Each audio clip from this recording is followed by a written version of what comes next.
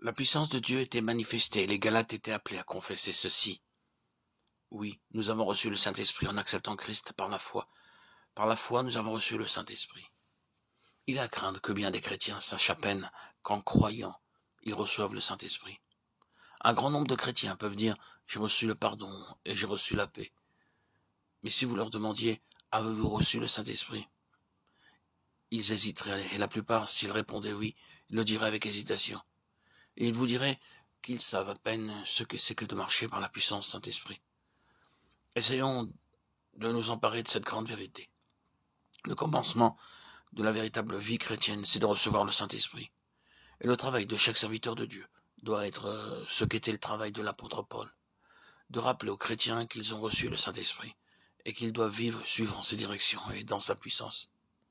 Si ces Galates qui avaient reçu la puissance du Saint-Esprit étaient tentés de s'égarer et couraient le danger de chercher à perfectionner par des moyens charnels l'œuvre commencée par le Saint-Esprit, dans quel danger encore plus grand se trouvent ces chrétiens qui savent à peine qu'ils ont reçu le Saint-Esprit, ou bien qui, acceptant cette idée comme une affaire de foi, y pensent à peine et ne remercient presque jamais Dieu pour ce don. Si nous posons cette question, que faut-il faire pour que l'Église de Christ soit restaurée? Acceptons aussitôt cette vérité. Le Saint-Esprit doit être beaucoup plus honoré qu'il ne l'est. Dans le cœur de chaque croyant doit régner cette conviction profonde. Ce que j'ai obtenu de Dieu, ce n'est pas seulement le pardon du haut du ciel, mais le Saint-Esprit venant vivre dans mon cœur pour être ma force. Maintenant, examinons en second lieu quel est le grand danger.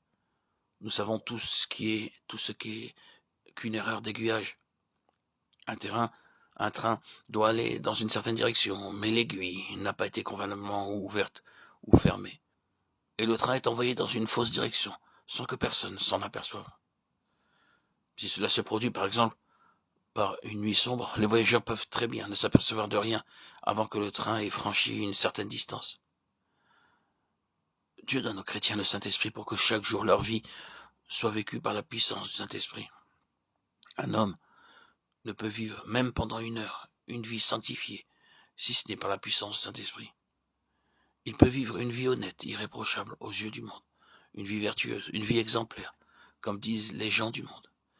Mais il ne peut vivre une vie agréable à Dieu, jouir du salut de Dieu et de l'amour de Dieu. Il ne peut marcher dans la puissance d'une vie nouvelle s'il n'est guidé par le Saint-Esprit chaque jour et à chaque heure. Est-ce par les œuvres de la loi que vous avez reçu l'Esprit ou par la prédication de la foi? Êtes-vous tellement dépourvu de sens après avoir commencé par l'Esprit? Voulez-vous maintenant finir par la chair? Galates 3, 2, 3. Vous voyez le danger? Les Galates avaient reçu le Saint-Esprit, mais l'œuvre commençait en eux par le Saint-Esprit.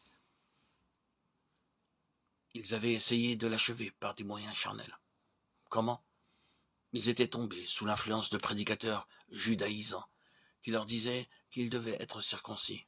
Vous savez comment ça faire de la religion un ensemble de pratiques extérieures. Et c'est ainsi que Paul emploie cette expression au sujet de ces prédicateurs qui leur disaient de se faire circoncire. Ils cherchent à se glorifier dans votre chair. Le christianisme n'est pas une religion. Ce ne sont pas ni des rituels, ni des lois, ni des règles auxquelles il faut obéir à la lettre.